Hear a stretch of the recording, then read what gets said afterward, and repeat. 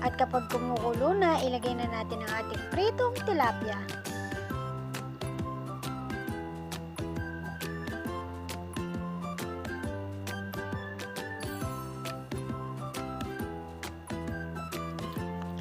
Alam niyo ba mga kasiram na ang tilapia ay high in vitamins B12, which helps your body make DNA, maintains its nervous system, and produce red blood cells.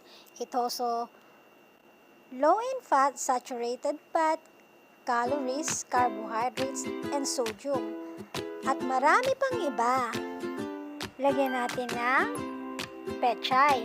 Depende sa inyo mga kasiram kung ano pa yung mga gusto nyo ilagay na gulay. Etong pechay na to, nabili ko lang to, 10 pesos lang.